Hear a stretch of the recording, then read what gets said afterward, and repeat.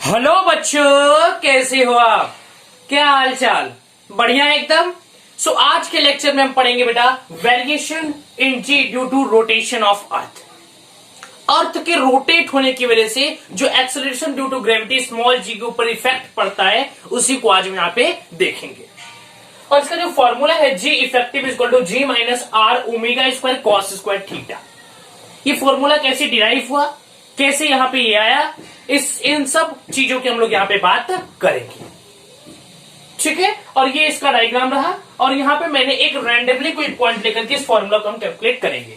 क्योंकि अगर हम पॉइंट इक्वेटर पे लेते या पोल पे लेते तो वो स्पेसिफिक कॉमन पॉइंट हो जाता है। इसलिए हम लोग क्या करते हैं, कहीं भी लेकर के वहां पे कैलकुलेट करते हैं ताकि हमारा जो आंसर हो आपको अगर कहीं किसी पॉइंट पे दे दे तो आप इस फॉर्मूला को लगा करके उसकी वैल्यू कैलकुलेट कर सकते हो। ठीक है, और बाकी का पोल और इक्वेटर का तो हम बताने के लिए यहाँ पे है ही है।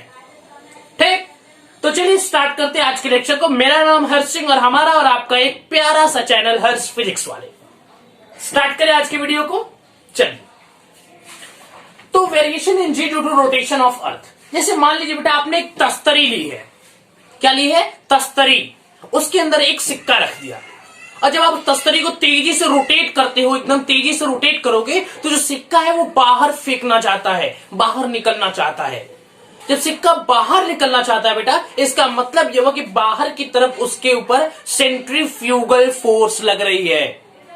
क्या लग रही है? सेंट्रीफ्यूगल फोर्स लग रही है।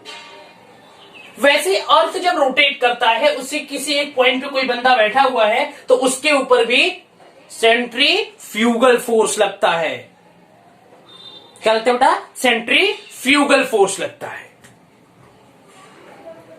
ठीक है, क्योंकि बोलोगे सर तो फिर ये जो बच्चा है ये गिरता क्यों नहीं बाहर? क्योंकि हर जगह ग्रेविटी की वैल्यू सरफेस पे सेम होती है। ठीक, अब देखिए बेटा, तो आज के इस वीडियो में हम लोग इसके पूरे डेरिवेशन के ऊपर और क्या कॉन्सेप्ट है सब कुछ इसको समझेंगे। ठीक है, तो चलिए स्टार्ट करते हैं आज के इस वीडियो को। डायग्राम को रहने देता हूं, थोड़ा सा कुछ चीजें जो इसमें लिखे हैं हमने इसको समझा देता हूं, नहीं तो बाय द फिर से डायग्राम बनाना पड़ेगा हमें, तो इसलिए मैंने सोचा कि इसे भी देख लेता हूं। ठीक है, जैसे मान लेते बेटा कोई यहां पे मास यम है। अगर ये मास यम है तो इसको बाहर की तरफ एक फोर्स लगेगी, centrifugal force m r omega square. पता है आपको कि नहीं पता है? सेंट्रीफ्यूगल फोर्स का फॉर्मूला पता है? M r omega square. ठीक, और इसको सेंटर की तरफ भी एक फोर्स लगेगी, एम जी। सेंटर की तरफ क्या लगेगी? एक फोर्स एम जी लगेगी, क्योंकि हमेशा जो एक फोर्स होती है वो टुवर्ड्स द सेंटर भी लगती है। ठीक है, अब देखिए, तो देखिए ये तो बेटा इक्वेटर का हो गया, यहाँ पे पोल पे भी डिस्कस करें तो सेम कंडीशन होगा। लेकिन हम जो फॉर्मूला डिराइव करेंगे वो एक पर्टिकुलर किसी पॉइंट को लेकर के वहां पे इस फॉर्मूला को कैलकुलेट करेंगे। ठीक, क्लियर है? अब देखिए, जैसे मान लेते बेटा यहां पे कोई पॉइंट है और यहां पे कोई मास यम है, और ये मास यम जो है बेटा ये इसका एक्सिस के अबाउट ये रोटेट कर रहा है। हमारा अर्थ जो है या एक्सिस के अराउंड, ये हमारा मान लीजिए एक्सिस है, अर्थ जो है एक्सिस के अबाउट रोटेट कर रहा है। जो हमारा अर्थ है वो एक्सिस के अबाउट रोटेट कर रहा है। इसी एक्सिस के अबाउट हमारा अर्थ जो है ये ऐसे रोटेट कर रहा है, ऐसे रोटेट कर रहा है। मान लेते यहां पे कोई मास यम है, यह अगर यहां पे कोई मास यम बेटा तो इसका यहां से रेडियस क्या होगा? आर होगा। अब बोलोगे सर रेडियस तो सेंटर से होना चाहिए। नहीं बेटा, अगर कोई बॉडी यहां बैठी है तो ये ऐसे रिवॉल्व कर, देखो इमेजिन करिएगा, फील आना चाहिए बेटा, फील। फिजिक्स का मतलब फील, फील नहीं है फिजिक्स नहीं है, याद रखिए इस बात को। मान लीजिए यहां पे ये हमारा अर्थ है, तो छी कितना गंदा बन गया। देखिए यहां पे फिर से देखिएगा, मान लीजिए ये हमारा अर्थ है। ठीक, ये हमारा अर्थ है। अब यहां पे कोई बंदा बैठा हुआ है तो वो कैसे रोटेट करेगा? जब ये बॉडी अपने एक्सिस के अराउंड रोटेट करेगी तो यह जो पर्सन यहां पे बैठा है ये तो पूरा ऐसे लंबा रेडियस कैलकुलेट करके पूरा एकदम रोटेट करेगा। लेकिन कोई यहां पे बैठा हुआ है बेटा तो बस ये इतने डिस्टेंस को रोटेट करेगा। कोई यहां पे पिक पे बैठा है एकदम स्मॉल डिस्टेंस करेगा। मतलब कि पर्टिकुलर मास कहां रखा हुआ है ये डिपेंड करता है कि कितना ज्यादा उसका रोटेशन होगा। अगर यहां पे रखा है तो सबसे ज्यादा रोटेशन, अगर एकदम पोल पे रखा है तो कम रोटेशन होगा। ठीक है, यहां पे रखा है तो उससे कम होगा। तो मतलब वेरी कर रहा है जगह जगह पे इसकी रेडियस की वैल्यू। तो मुझे बस इसके कंक्लूजन से ये पता चला कि रेडियस जगह जगह पे वेरी कर रहा है। रेडियस की वैल्यू क्या है? वेरिएबल है। रेडियस की वैल्यू क्या है? वेरिएबल है। ये टर्म सही रहेगा, वेरिएबल है। ठीक, अब देखिए, तो मान लेते यहां पे कोई मास m है और इसका ये जो रेडियस है ये r है, स्मॉल r। अब इस मास m पे सेंटर की तरफ एक फोर्स लगेगा mg। ठीक है, मास m पे सेंटर की तरफ एक फोर्स लगेगा mg, और इस मास m को भी तो रोटेट होने की वजह से सेंट्रीफ्यूगल फोर्स लगेगा, वो बाहर निकल गया। अभी तस्तरी वाला जो कंडीशन समझाया, तो इसके ऊपर बाहर की तरफ एक फोर्स लगेगा जिसको बोलेंगे mr omega square, centrifugal force. क्या बोलेंगे बेटा? Centrifugal force. ठीक है, अब देखिए, मान लेते यह एंगल थीटा बना रहा है। क्या बना बेटा? ये एंगल थीटा बना रहा है। ठीक, अगर ये एंगल थीटा है और ये हमारा टोटल कितना होता है? 180 होता है। तो ये अगर देखिए, समझिएगा, ये पूरा 180 होता है। ठीक, ये बार थीटा है तो ये इतना क्या हो जाएगा? 180 माइनस थीटा हो जाएगा। ये बार थीटा है, ये टोटल 180, तो ये 180 माइनस थीटा हो जाएगा। अब देखिए, ये मान लेते हैं अपने एक्सिस से यहां पे ये रेडियस से थीटा एंगल बना रहा है। हम इस मास की बात करेंगे, इसकी बात नहीं करेंगे, ये पर्टिकुलर इक्वेटर का कंडीशन हो जाएगा। इसलिए हम रैंडमली कोई पॉइंट लेकर के वहां से इसको मेजर कर रहे हैं। अब देखिए बेटा, ये एक वेक्टर हो गया, ये भी तो एक वेक्टर है, और mg में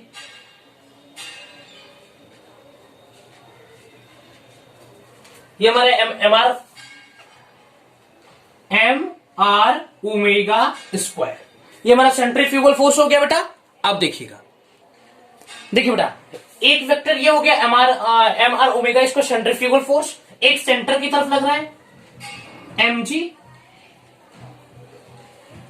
ठीक है, एक vector m r omega square, ये एक mg, दो फोर्स एक्ट कर रही है। तो इसका रिजल्टेंट क्या होगा? इसका रिजल्टेंट कुछ इस प्रकार होना चाहिए।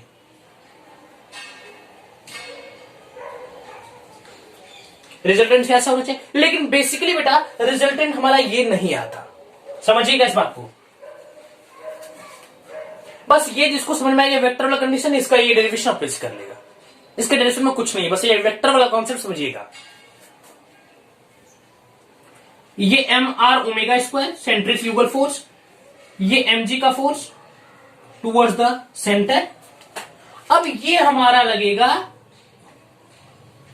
रिजल्टेंट। हमारा रिजल्टेंट ऐसा बनना चाहिए, लेकिन जनरली बेटा हम देखते क्या कि रिजल्टेंट हमारा ऐसा नहीं बनता। हमारा रिजल्टेंट कैसा बनता है? हमारा रिजल्टेंट कैसे बनता है बेटा? हमारा रिजल्ट बनता है ए कुछ इस प्रकार, टूवर्ड्स mg के टूवर्ड्स, mg की तरफ बनता है। ठीक है, क्यों बनता है? क्योंकि mg की जो फोर्स मान लीजिए 100 है, तो एम आर ओमेगा स्क्वायर की वैल्यू जो 10 होती है, 5 होती है, 15 होती है। मतलब इसके कंपेयर में ये वैल्यू बहुत छोटी है। इसलिए जो वेक्टर है, जो इसका रिजल्टेंट है, यह mg की तरफ बेंड हो जाता है, mg की तरफ चला जाता है। क्योंकि जनरल से मैंने बताया ये फोर्स ज्यादा है, ये फोर्स बहुत कम है इसके कंपेयर में, तो यह अपनी तरफ इसको खींचेगा। तो हम देखेंगे क्या कि ये हमारा एक्चुअली में सेंटर की तरफ ना होते हुए बल्कि ये सेंटर से कुछ इधर ही रह जाता है। मतलब हमारा फोर्स जो है, ये mg का जो फोर्स है, एकदम टुवर्ड द सेंटर नहीं लगता, सेंटर से थोड़े डिस्टेंस के बाद लगता है। मान लीजिए यहाँ पे 100 है तो 98 पे लगता है, 96 पे लगता है। ठीक, अब देखिए, तो बस ये हमें रिजल्टेंट जो हमारा ये रिजल्टेंट वेक्टर है, इसको कैलकुलेट करना है। रिजल्टेंट वेक्टर का फॉर्मूला क्या होता है? √a² + b² + 2ab cos theta. यही होता है ना? इतना तो पता ही होगा आप लोग को।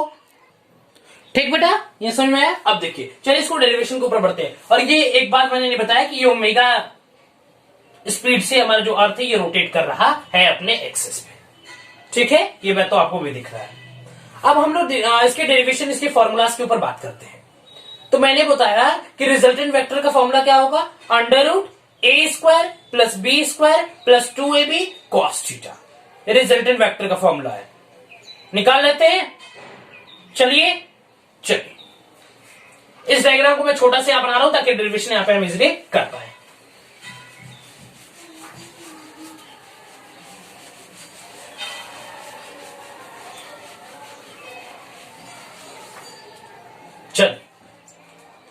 मान लेते ये हमारा अर्थ है,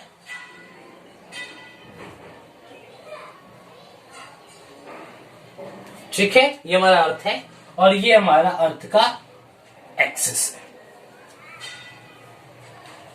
ठीक, मैंने पॉइंट कहा लिया था, यहां पे मान लेते कोई मास m है, इसके ऊपर इधर सेंट्रीफ्यूगल फोर्स लगा है हमारा ओमेगा स्क्वायर, सेंटर की तरफ एक फोर्स लगेगा mg, यहां पे हमारा इसका रेडियस हो जाएगा r,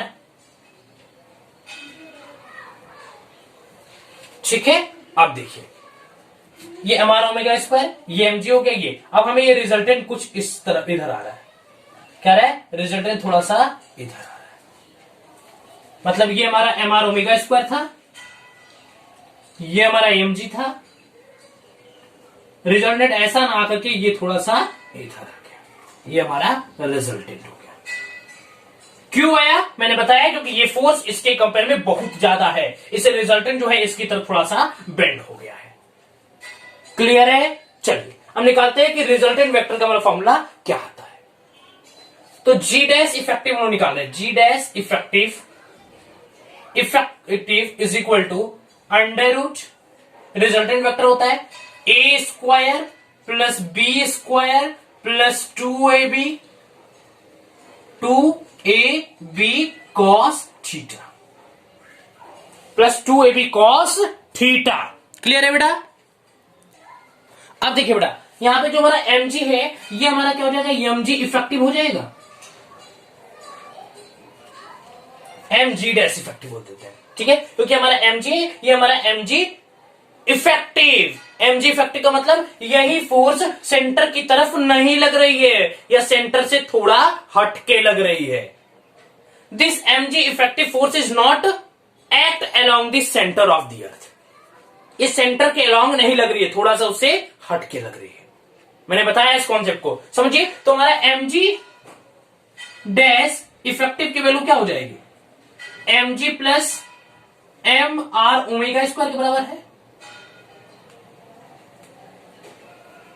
ठीक। यहां से यम कट गया, क्या बचेगा बेटा, g dash effective equal to g vector plus m sorry plus plus plus plus plus r omega square, ये बचा, ठीक, ये बचा बेटा।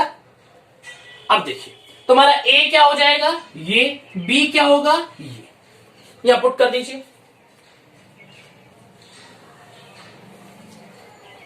g का square plus r square omega square, sorry r square omega की पावर 4, क्योंकि ओमेगा स्क्वायर ऑलरेडी इसका स्क्वायर करेंगे तो ओमेगा की पावर 4 हो जाएगा, प्लस 2a की वैल्यू क्या है g, b की वैल्यू क्या है r omega square cos theta, तो कॉस थीटा कितना लेंगे 180 माइनस थीटा, क्योंकि हमारा ये एंगल क्या था 180 डिग्री माइनस थीटा।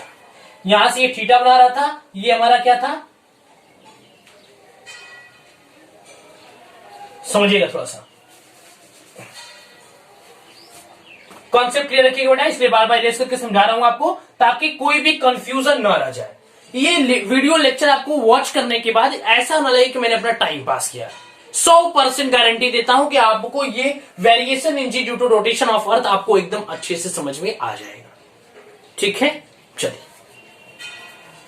ये हमारा अर्थ है, आरी है, यहां पे पॉइंट लिया था, ये हमारा एक्सिस था, ठीक है, यहां पे मास यम लिया था, इधर लग रहा है m r omega square, m r omega square, ठीक। टूवर्ड द सेंटर क्या लग रहा था एम जी, तो ये हमारा एंगल थीटा और ये हमारा एंगल 180 डिग्री माइनस थीटा, तो यही एंगल को लेंगे 180 degree minus theta, 180 degree minus theta. अब देखिए under root g square plus r square, ये ओमेगा की पावर 4 बेटा, देखिएगा यहां पे समझिएगा, ओमेगा की पावर 4, इसका कॉन्सेप्ट, ये हमारा ओमेगा की जो पावर 4 है बेटा ये वैल्यू 0 हो जाएगी, कैसे देखिए, क्योंकि बेटा आप लोग जानते हो कि ओमेगा इक्वल टू क्या होता है, ओमेगा इक्वल टू क्या होता है 2 pi by T, omega equal क्या होता है 2π/t होता है ना। टी की वैल्यू यहां पे देखिएगा 2π, टी की वैल्यू यहां पे टाइम पीरियड को हम लोग सेकेंड में 60 इंटू फिर 60 कर दो, तो ये वैल्यू बेटा कितनी आएगी, ये वैल्यू अप्रॉक्स 0 पॉइंट समथिंग आएगी। कैमरे में दिख रहा है कि नहीं दिख रहा उतना दिख रहा है, थोड़ा सा कट रहा है, ठीक है। इसको रेस करके मैं इधर लिख देता हूं। मैंने बोला ओमेगा की वैल्यू क्या होती है 2π/t होता है, ठीक। अब देखिए ठीक यहीं भी समझ लीजिए, ओमेगा इक्वल टू क्या होता है 2π/t, टी की वैल्यू सेकंड में तो 2π 24 इंटू 60 एंड इंटू 60 ये सेकंड में हो गया। अब ये वैल्यू जब कैलकुलेट करो बेटा 0.000 समथिंग अप्रॉक्स 0 के करीब आएगा, क्या आएगा अप्रॉक्स 0 आएगा। अगर बेटा जब ये वैल्यू अप्रॉक्स 0 आएगा तो 0 के पावर 4 समझिएगा, मान लीजिए 0.0012 भी आता है, कुछ भी आता है, तो उसके पावर 4 करोगे तो वो एकदम 0 हो जाएगा, अप्रोक्सीमेटली 0।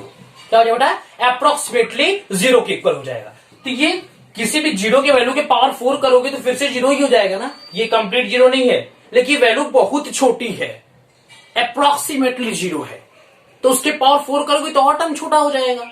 अगर वो टर्म और छोटा हो जाएगा तो इसको हम लोग क्या मान लेते हैं, ये हमारा जो क्या है बेटा 0 है। अगर ये 0 हो गया तो इसका मल्टीप्लाई करने पे ये पूरा टर्म 0 हो जाएगा, तो इसको हटा दीजिए यहां से। मैंने इसलिए लिख दिया यहाँ पे ताकि आपको यहाँ पे समझ में आए, यहाँ पे 0 को मल्टीप्लाई कर दिया और एकदम पूरा कंप्लीट हो गया, ये पूरा टर्म गायब हो गया। अब क्या हो जाएगा plus 2gr omega square cos 180 degree minus theta. Clear है बेटा यहां तक किसी को? मैंने क्या बोला कि omega is equal to 2π/t बचपन से पढ़ते आ रहे होगे, या आगे के लेक्चर जब मैं वेव सिंपल हार्मोनिक पढ़ाऊंगा उसमें अच्छी डिटेल वे में बताऊंगा कैसे कहां से ये आया। अभी फिलहाल के लिए omega is equal to 2π/t होता है, 2π यहाँ पे t की वैल्यू सेकंड में 24 इंटू 60 इंटू 60 कर देंगे, ये वैल्यू 0 के अप्रॉक्स में आ जाएगा, इसका पावर 4 करोगे एकदम 0 हो जाएगा, करीब करीब 0 हो जाएगा, तो ये टर्म को कैंसिल करेंगे 0, इससे मल्टीप्लाई हुआ ये भी 0 हो गया, ये पूरा टर्म क्या हो गया गायब हो गया। क्लियर है? अब देखिए बेटा यहाँ पे g square plus 2g r omega square cos 180 degree minus theta, cos 180 degree minus theta minus cos theta, तो हमारा क्या होगा बेटा, ये मार्कर देखिए g square minus 2g r omega square cos theta, क्योंकि हम यहाँ पे cos 180 degree minus theta minus cos theta, तो ये माइनस यहाँ पे आ गया minus 2g r omega square cos theta. अब देखिए बेटा यहाँ से जी स्क्वायर कॉमन ले सकते हैं, चलिए जी स्क्वायर कॉमन ले सकते हैं। अगर यहाँ से जी स्क्वायर कॉमन लेगा तो जी बाहर आएगा, यहां से जी स्क्वायर कॉमन लोगे तो क्या होगा जी बाहर आएगा, ठीक है। अब क्या बचेगा अंदर बच जाएगा बेटा 1 माइनस यहां से जी से मल्टीप्लाई करिए, ऊपर जी से डिवाइड करिए, तो जी स्क्वायर बाहर आ गया है जी, तो ये क्या बचेगा 2r omega square cos theta by g. यहां तक किसी कोई दिक्कत? फिर से समझिए, जी स्क्वायर मैंने यहां से कॉमन ले लिया, जी स्क्वायर कॉमन लेंगे तो यहाँ पे जी कॉमन आएगा, बाहर निकलेगा तो जी हो जाएगा, ठीक। अब ये 1 जी स्क्वायर कॉमन ले लेंगे तो 1 बचा माइनस जी से मल्टीप्लाई जी से डिवाइड, जी से मल्टीप्लाई करेंगे जी इंटू जी, जी स्क्वायर हो जाएगा, जी स्क्वायर कॉमन लिया तो ये टर्म गायब, ठीक। ये 1 भी होगा तो मल्टीप्लाई होने के बाद 2 ही हो जाएगा, फिर 2r omega square cos theta, अब जी से डिवाइड भी किया तो ये जी बच गया। यहां तक किसी कोई दिक्कत? कोई भी दिक्कत? चलिए अब इसको क्या लिख सकते हैं, लिख सकते हैं g effective g dash effective equal to क्या लिख सकते हैं जी माइनस क्या लिख सकते हैं g 1 minus 2r omega square cos theta by g के पावर माइनस हाफ लिख सकते हैं, बेटा क्या लिख सकते हैं माइनस हाफ लिख सकते हैं, can be right like this, minus half लिख सकते हैं। अरे भाई अंडर रूट हटा माइनस हाफ आ गया पावर। अब आपने पढ़ा होगा बेटा 1 माइनस एक्स के पावर एन क्या होता है, 1 माइनस एक्स के पावर एन क्या होता है।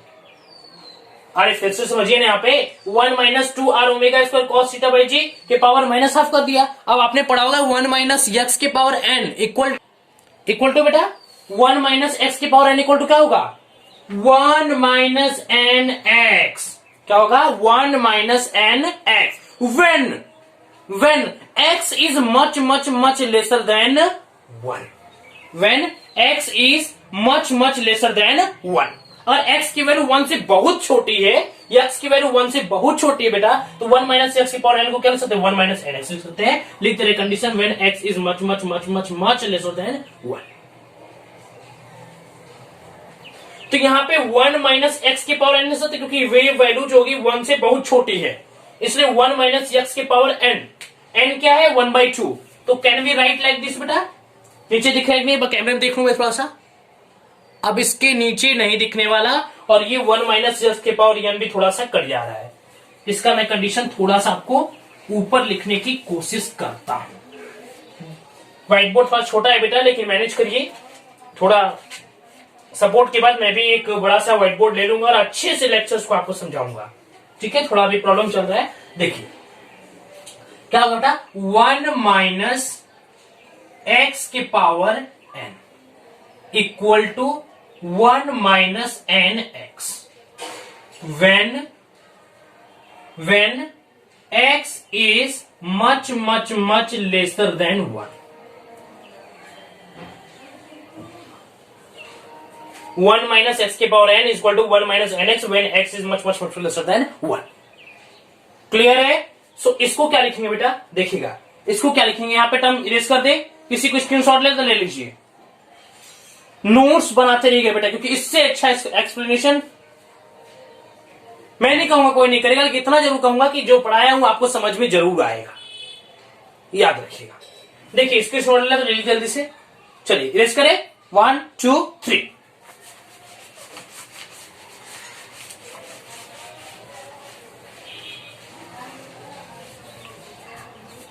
देखिए यहां पे बेटा 1 माइनस एक्स की power n equal to 1 minus n x, so we can write here g dash effective equal to g in bracket 1 minus, so 1 minus n की वैल्यू 1/2, 1/2 x की वैल्यू क्या है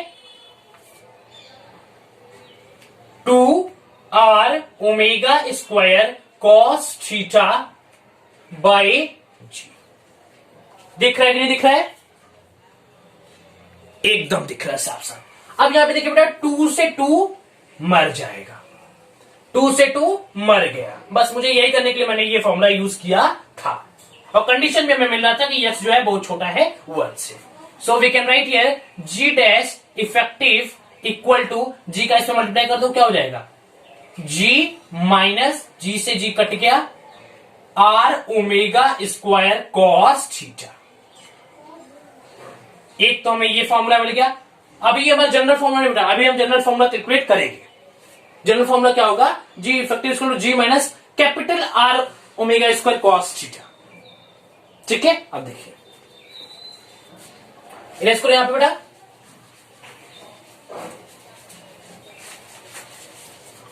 समझिएगा यहां पे देखिए, देखो बेटा स्मॉल आर का कंपोनेंट क्या आएगा r cos theta, small r का कंपोनेंट क्या आएगा, ये हमारा स्मॉल आर था, ये हमारा कैपिटल आर है, ठीक है, ये टूवर्ड्स दे, तो स्मॉल आर का कंपोनेंट यहाँ पे थीटा है, जब यहाँ पे एंगल थीटा बना रहा है तो स्मॉल एंगल के कंपोनेंट क्या आएगा r equal to capital r cos theta, r equal to small r equal to capital r cos theta. तो स्मॉल आर की वैल्यू यहां पे पुट कर दे, स्मॉल आर की वैल्यू जब यहां पुट करेंगे तो हो जाएगा g dash effective equal to g minus capital r cos theta omega square cos theta. अब एक कॉस थीटा से कॉस थीटा मल्टीप्लाई होगा, ये एक टर्म और देख लीजिए यहां पे, g dash effective equal to g minus r omega square cos square theta.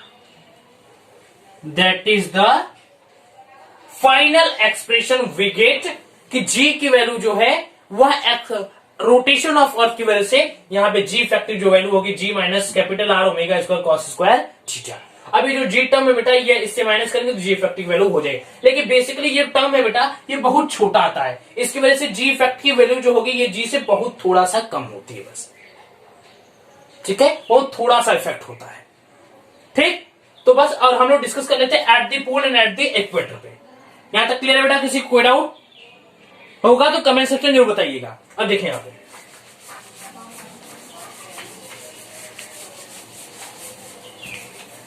अब हम लोग बात करने जा रहे हैं कि एट द इक्वेटर पे एट द पोल पे जी इफेक्टिव की वैल्यू क्या होगी at the equator and at the pole. देखिए बेटा यहां पे देखिए g effective at the pole की बात करते हैं सबसे पहला एट द पोल, और यहां पे हम बात करेंगे एट द इक्वेटर।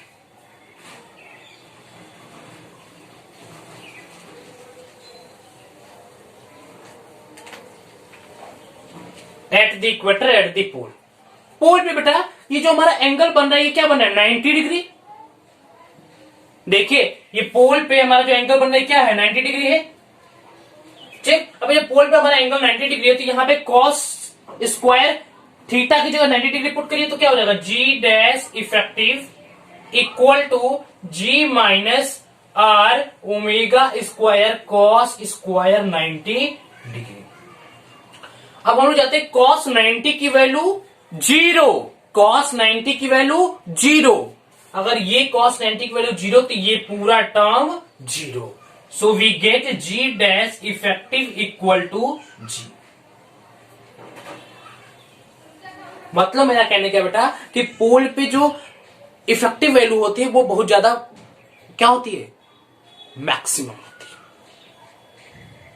क्या होती है बेटा हमारा जो जी डैश की इफेक्टिव वैल्यू होती है वो पोल पे क्या होती है मैक्सिमम होती है, जी के इक्वल होती है। And at the equator angle की वैल्यू क्या है 0, एंगल की वैल्यू क्या बेटा पहला क्या होगा 0 होगा, so we can get here g dash effective equal to g minus r r omega square cos 0 degree. तो ये हमारा क्या हो जाएगा g dash effective equal to ये कॉस 0 की वैल्यू 1 तो क्या हो जाएगा g minus r omega square, मतलब यहां पे क्या है मिनिमम है। क्या है बेटा मिनिमम, मतलब जी में से कुछ माइनस हो रहा है, जी में से कुछ माइनस हो रहा है, कुछ तो माइनस हो रहा है तो ये क्या हो गया हमारी वैल्यू मिनिमम। यहां से जी से कुछ नहीं माइनस हो रहा है इफेक्टिव के बराबर होगी तो क्या हो गया यहाँ पे मैक्सिमम हो गया। क्लियर है बेटा? किसी को यहाँ तो कोई डाउट है? कोई डाउट बेटा? अब देखिए आगे देखिएगा यहाँ पे। तो बस बेटा आज की वीडियो में इतना ही, तब तक के लिए पढ़ाई करते रहिएगा। All the very best.